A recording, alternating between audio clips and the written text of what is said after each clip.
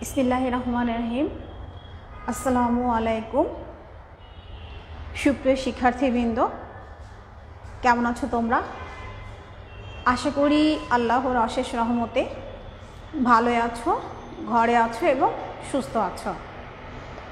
National কলেজের online ক্লাসের ধারাবাহিকতায় আমি দ্বাদশ শ্রেণীর শিক্ষার্থীদেরকে বাংলা প্রথম পত্রের লাইভ ক্লাসে স্বাগত জানাচ্ছি। দীর্ঘ বিরতির পর অনেক দিনই তোমাদের সাথে আমার ক্লাস নেওয়া হয়নি, অনেক দিন পরে তোমাদের মাঝে আমি আবার হাজির হয়েছি। এই ক্লাসটা প্রথম পর্ব আমি নিয়েছিলাম মহাজাগতিক কিউরেটর মোহাম্মদ জাফর ইকবালের লেখা বৈজ্ঞানিক কল্পকাহিনী ভিত্তিক একটি গল্প।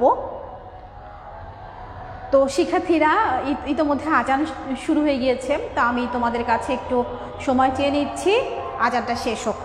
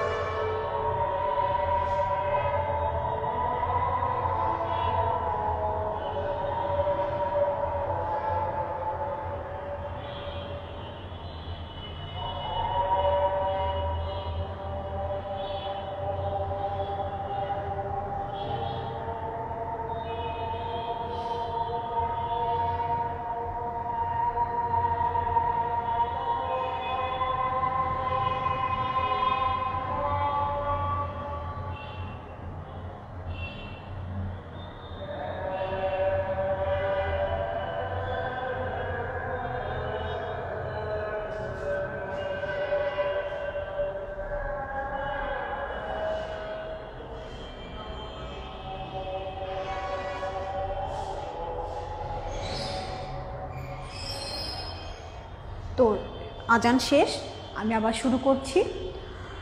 তো শিক্ষার্থীরা, প্রথম পর্বে অর্থাৎ এই যে মহাজাগতিক কিউরেটর মহাজগৎ সম্বন্ধীয়, আর কিউরেটর শব্দের মানে হচ্ছে জাদুঘর রক্ষক, অর্থাৎ দুইজন কিউরেটরের বিভিন্ন প্রাণী নিয়ে যে প্রাণীদের যে বৈশিষ্ট্য সেটা সম্পর্কে আমরা ইতোপূর্বে হচ্ছে একটি ক্লাস অর্থাৎ প্রথম ক্লাসে আলোচনা করেছিলাম।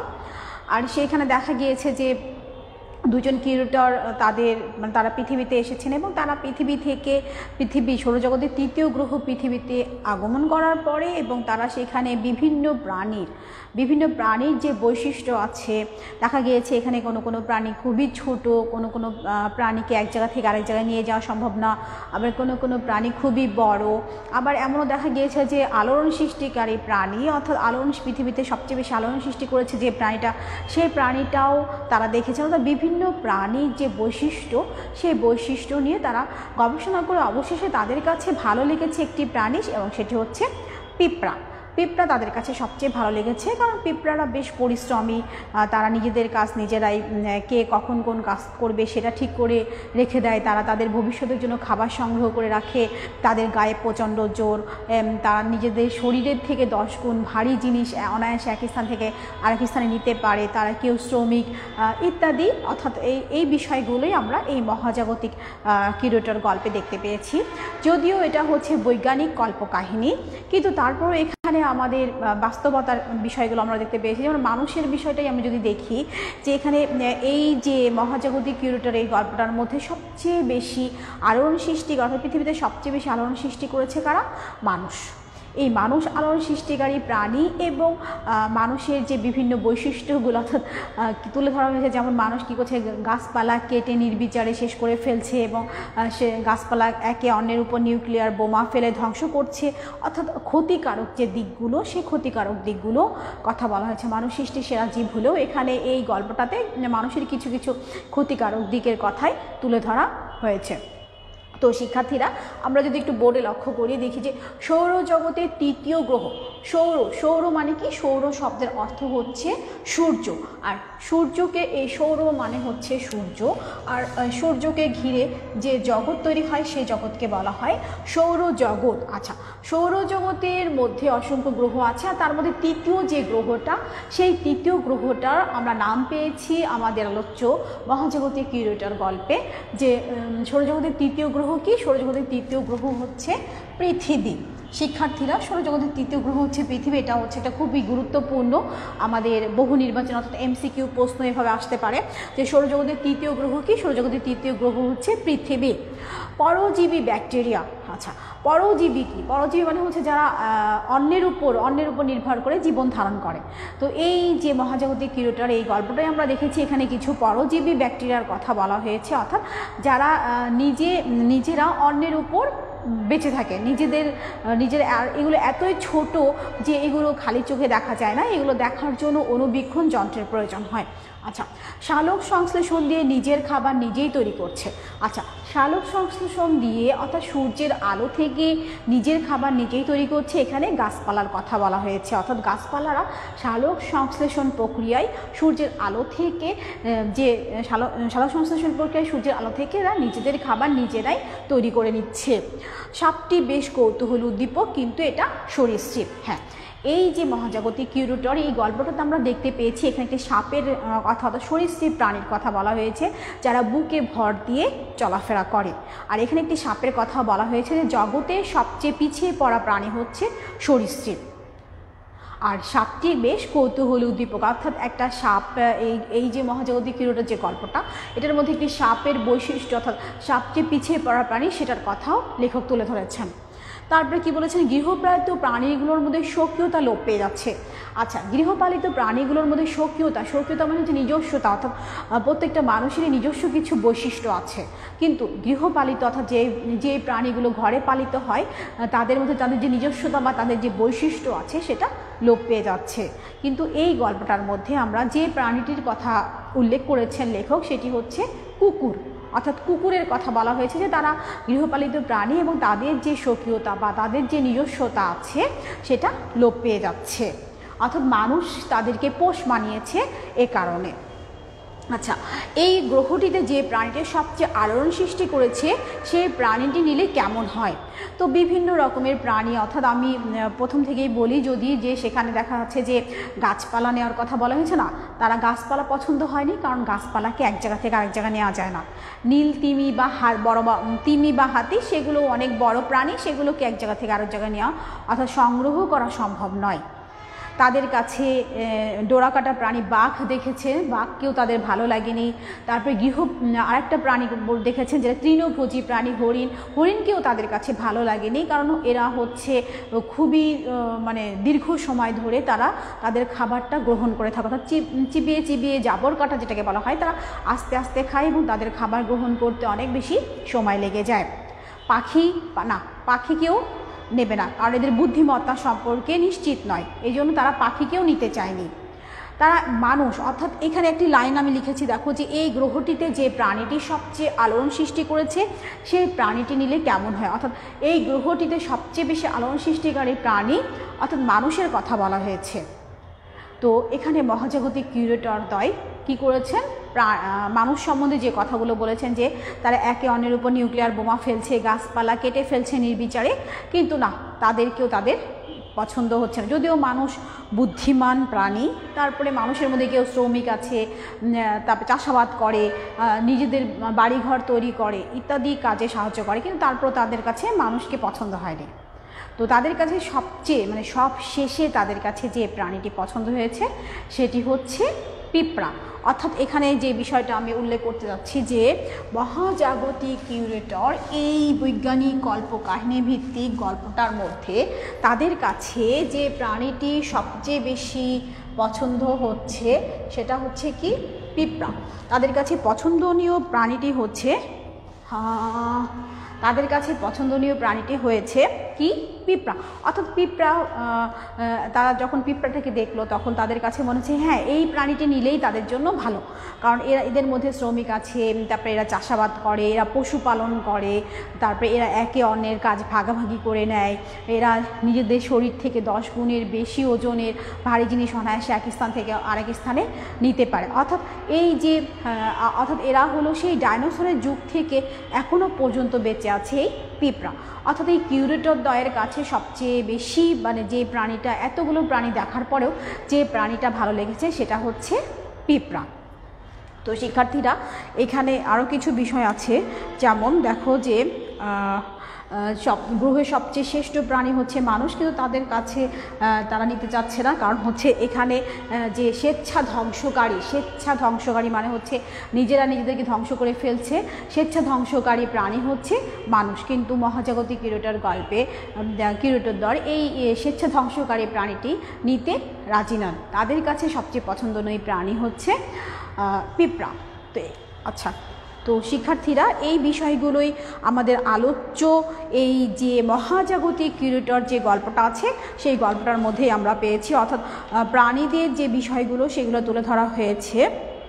আচ্ছা, এখানে কিছু বিষয় আছে, দেখো যে গুরুত্বপূর্ণ 2টা চরিত্র হচ্ছে যে প্রথম প্রাণী, দ্বিতীয় প্রাণী। এখানে গুরুত্বপূর্ণ 2টা চরিত্র আছে। এই যে আমরা গল্পটা পড়েছি মহাজাগতিক কিউরেটর, এই মহাজাগতিক কিউরেটর 2টা চরিত্র আছে। 2টা চরিত্র হচ্ছে মহাজাগতিক কিউরেটর 1 এবং মহাজাগতিক কিউরেটর 2। আচ্ছা, গুরুত্বপূর্ণ চরিত্র হচ্ছে প্রথম চরিত্র, অর্থাৎ মহাজাগতিক কিউরেটর গল্পে যে চরিত্রগুলো আছে হচ্ছে মহাজাগতিক কিউরেটর 1, মহাজাগতিক কিউরেটর 1 ও মহাজাগতিক কিউরেটর 1 এবং মহাজাগতিক কিউরেটর 2। এখানে 2টা চরিত্র আমরা পেয়েছি। আচ্ছা, আর এখানে হচ্ছে কেন্দ্রীয় চরিত্র দ্বয়ের নামানুসারে এই যে গল্পটা নামকরণ করা হয়েছে, নামকরণ হচ্ছে কেন্দ্রীয় চরিত্র, অর্থাৎ এই 2জন যে চরিত্র না, কেন্দ্রীয় চরিত্র দ্বয়ের নামানুসারে এই গল্পটার নাম করা হয়েছে যে মহাজাগতিক কিউরেটর। আর এটি একটি বৈজ্ঞানিক কাহিনীমূলক গল্প। রূপ শ্রেণী, অর্থাৎ তোমরা একটু এই বিষয়গুলো দেখে নাও, কারণ তোমাদের এমসিকিউতে কাজে লাগবে। এটি একটি বৈজ্ঞানিক কল্পকাহিনী, বৈজ্ঞানিক কল্পকাহিনীমূলক, এটি একটি বৈজ্ঞানিক কল্পকাহিনীমূলক গল্প, এটি একটি বৈজ্ঞানিক কল্পকাহিনীমূলক গল্প। আচ্ছা, আর এই গল্পটা নাও হয়েছে জলজ গ্রন্থের উল্লেখযোগ্য গল্প। এটি হলো জলজ গ্রন্থের উল্লেখযোগ্য গল্প। উৎসটা যদি লিখি যে এটি লেখকের জলজ গ্রন্থের, এটি লেখকের জলজ গ্রন্থের উল্লেখযোগ্য, এটি লেখকের জলজ গ্রন্থের উল্লেখযোগ্য গল্প, এটি লেখকের জলজ গ্রন্থের উল্লেখযোগ্য গল্প। আচ্ছা, তো এখানে আরও যে বিষয়গুলো আছে, যে কিছু বিষয় তোমাদের বিষয়বস্তু, অর্থাৎ এই যে মহাজাগতিক কিরিটর যে গল্পটা, এই গল্পটার মূল বিষয়বস্তুর খুঁটিনাটি বিষয়গুলো আমি একটু লিখে দিচ্ছি, তোমরা দেখে নাও। যে এখানে কি বলছে, যে ভাইরাসকে প্রাণহীন বলার কারণ হলো অন্য প্রাণীর সংস্পর্শে আসলেই এদের মাঝে প্রাণের লক্ষণ সঞ্চারিত হয়। আচ্ছা, বৃক্ষের মাঝে কোনো গতি নেই, বৃক্ষের মাঝে কোনো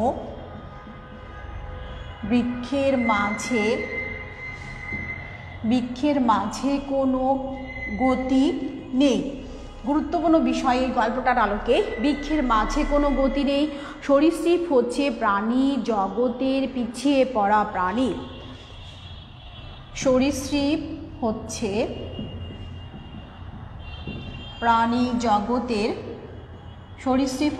প্রাণী জগতের পিছিয়ে পড়া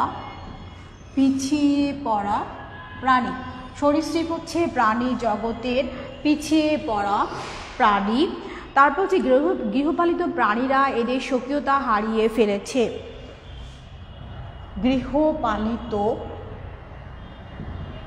গৃহপালিত প্রাণীরা এদের স্বকীয়তা হারিয়ে ফেলেছে, গৃহপালিত প্রাণীরা এদের স্বকীয়তা হারিয়ে ফেলেছে। তারপর আরও আসতে পারে যে ডাইনোসরের যুগ থেকে পৃথিবীতে পিঁপড়া বসবাস করছে, ডাইনোসরের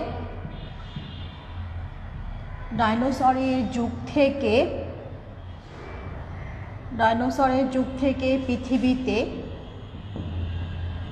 পিঁপড়া বসবাস করছে, ডাইনোসরের যুগ থেকে পৃথিবীতে পিঁপড়া বসবাস করছে।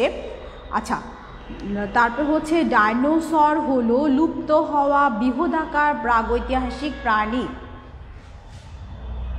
ডাইনোসর কি? ডাইনোসর হলো লুপ্ত হওয়া বৃহদাকার, ডাইনোসর হচ্ছে লুপ্ত হওয়া বৃহদাকার প্রাগৈতিহাসিক প্রাণী।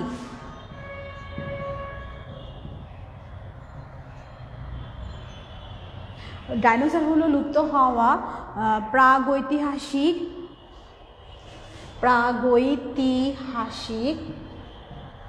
প্রাণী। ডাইনোসর হচ্ছে লুপ্ত হওয়া বৃহদাকার প্রাগৈতিহাসিক প্রাণী। আচ্ছা, এ রচনায় পিঁপড়াকে সবচেয়ে সুশৃঙ্খল প্রাণী হিসেবে এ রচনায়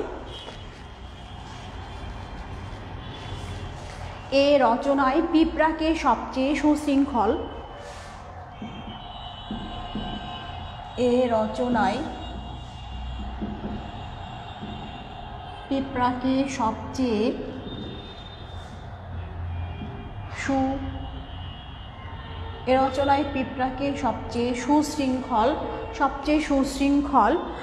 হিসেবে উপস্থাপনের মাধ্যমে পিঁপড়াকে সবচেয়ে সুশৃঙ্খল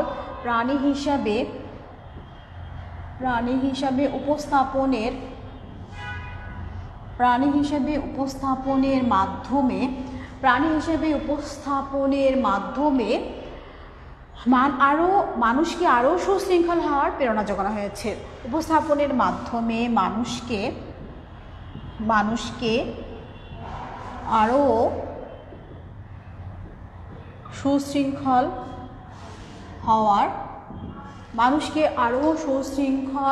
হওয়ার প্রেরণা যোগানো হয়েছে। মানুষকে আরও সুশৃঙ্খল হওয়ার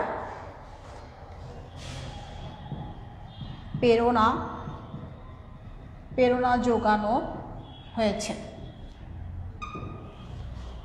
এই রচনাটার মাধ্যমে অর্থাৎ এই মহাজাগতিক কিউরেটর পিঁপড়ারা যে সুশৃঙ্খল প্রাণী, এই পিঁপড়াদের আচ্ছা তোমাদের ক্লাস, হ্যাঁ তোমরা এখন জয়েন করছো, তো তোমাদের ক্লাস আমি একটু আগেই শুরু করেছি, যেহেতু মনোবিজ্ঞান ক্লাসটার জায়গায় আমি তোমাদের বাংলা ক্লাসটা নিয়েছি। ওয়ালাইকুম আসসালাম রাফসান মমিন, ওয়ালাইকুম আসসালাম।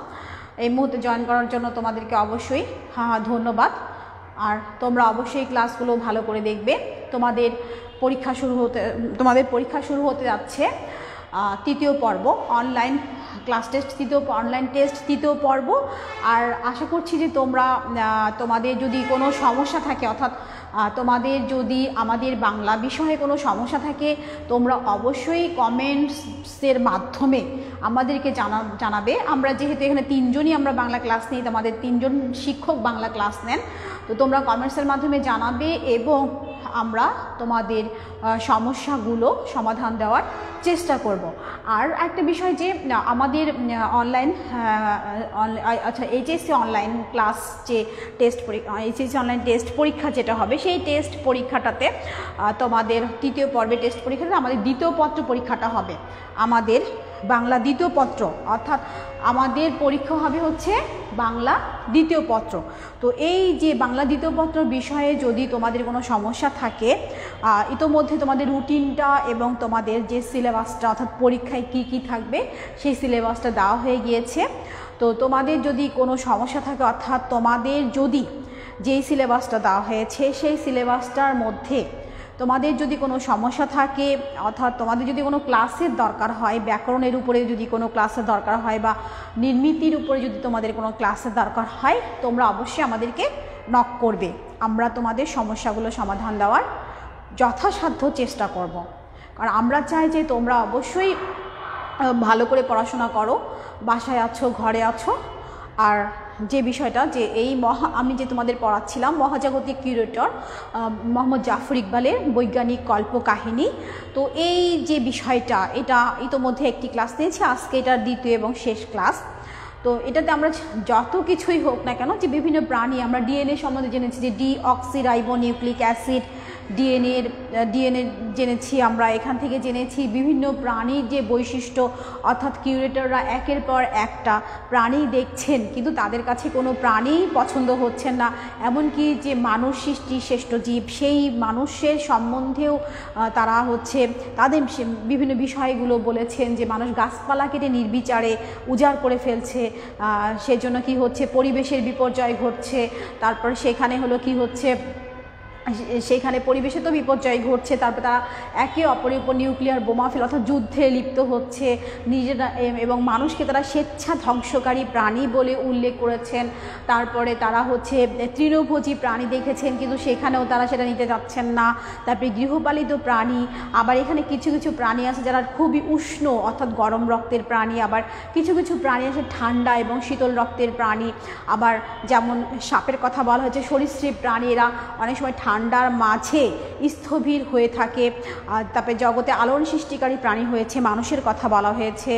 তারপরে এখানে বলা হয়েছে ব্যাকটেরিয়ার কথা, পরজীবী ব্যাকটেরিয়ার কথা, ভাইরাসের কথা বলা হয়েছে, এমনকি নীলতিমি এবং হাতির কথাও বলা হয়েছে, গাছপালার কথা বলা হয়েছে যারা এক স্থান থেকে আরেক স্থানে যেতে পারে না, পাখির কথা বলা হয়েছে যে পাখি যাদের বুদ্ধিমত্তা সম্পর্কে সুনির্দিষ্ট কোনো ধারণা নেই, কারণ এদের বুদ্ধিমত্তা সম্পর্কে একটু সমস্যা আছে, এই বিষয়টা বলা হয়েছে। তাহলে এখানে আমরা অনেকগুলো প্রাণী, কুকুর সম্বন্ধে বলা হয়েছে যারা গৃহপালিত প্রাণী, যাদের স্বকীয়তা, যাদের নিজস্বতা, মানুষ এদেরকে পোষ মানিয়েছে বলে এরা এদের নিজস্বতা অর্থাৎ স্বকীয়তা এদের লোপ পেয়েছে। তাহলে এই বিষয়গুলো আমরা পেয়েছি। আর এটি মোহাম্মদ জাফর ইকবালের জলজ গ্রন্থের উৎস, অর্থাৎ জলজ গ্রন্থ থেকে নেওয়া হয়েছে। বৈজ্ঞানিক কল্পকাহিনী হলেও এর মাঝে কিন্তু আমরা অনেক কিছু বুঝতে পেরেছি এবং আমরা অনেক কিছু জানতে পেরেছি। তো শিক্ষার্থীরা এইখানে সব শেষে আমরা যে বিষয়টা দেখতে পেয়েছি যে পিঁপড়া সেই ডাইনোসরের যুগ থেকে এখনও পর্যন্ত বেঁচে আছে। সেই প্রাণীটা এত প্রাণী দেখার পরেও কিন্তু মহাজাগতিক কিউরেটরের যে তাদের কাছে কিউরেটর দয়ের কাছে মনে হয়েছে যে না, তাদের কাছে সবচেয়ে ভালো লেগেছে যে প্রাণীটা, সেই প্রাণীটা হচ্ছে পিঁপড়া, কারণ এদের মাঝে কোনো ঝগড়া বিবাদ নেই, এই বিষয়টাও তারা উল্লেখ করেছেন। তো শিক্ষার্থীরা, এই হলো আমাদের মহাজাগতিক কিউরেটর গল্পের যে মূল বিষয়গুলো, অর্থাৎ মহাজাগতিক কিউরেটর গল্পটা পাঠ করার পরে এবং গল্পটা থেকে আমরা যা যা জানতে পেরেছি। তো শিক্ষার্থীরা, তোমাদের কাছে আমার অনুরোধ থাকবে যে আমাদের পরীক্ষা শুরু হয়ে যাচ্ছে, সেখানে তোমাদের বাংলা দ্বিতীয় পত্র পরীক্ষা হবে। তো বাংলা দ্বিতীয় পত্র কোনো বিষয় যদি তোমাদের কোনো সমস্যা থাকে তোমরা অবশ্যই আমাদেরকে নক করবে, এবং যদি তোমাদের কোনো ক্লাসের দরকার হয়, যেমন এখানে যে সিলেবাসটা দেওয়া হয়েছে, বাংলা উচ্চারণের নিয়ম, বাংলা বানানের নিয়ম, ব্যাকরণিক শব্দ শ্রেণী, সমাস নির্ণয় এবং প্রকৃতি প্রত্যয় নির্ণয়, এটা হচ্ছে ব্যাকরণ অংশ। তো ব্যাকরণ অংশে যদি তোমাদের কোনো ক্লাসের দরকার হয়, তোমাদের যদি কোনো লাইভ ক্লাসের দরকার হয়, তোমরা আমাদেরকে নক করবে, আমরা এরই মাঝে তোমাদের জন্য একটা ক্লাস নিব। তো আর যারা এই মুহূর্তে আমার সাথে লাইভে যুক্ত হয়েছে তাদের সকলকে আমার পক্ষ থেকে অশেষ ধন্যবাদ। তোমাদের জন্য আমার অনেক শুভ কামনা থাকলো। তোমরা ভালো থাকো, সুস্থ থাকো এবং প্রত্যেককে আমাদের ক্লাসগুলো নিয়মিত দেখো। যেহেতু তোমাদের শিক্ষা প্রতিষ্ঠান করোনাকালীন সময়ের জন্য শিক্ষা প্রতিষ্ঠান বন্ধ রয়েছে, তোমরা কলেজে আসতে পারছো না, কিন্তু সেই জন্য তোমাদের কাজ হচ্ছে ঘরে বসে থেকে আমাদের প্রত্যেকটা লাইভ ক্লাস তোমরা দেখবে এবং তোমরা সেখান থেকে আমরা আশা করি যে তোমরা উপকৃত হও। তোমাদের উপকৃত হওয়াটাই আমাদের একান্ত কাম্য। তো শিক্ষার্থীরা, আজকে পর্যন্তই আমার ক্লাস। আশা করছি তোমরা ভালো থাকো ও সুস্থ থাকো। আল্লাহ হাফেজ।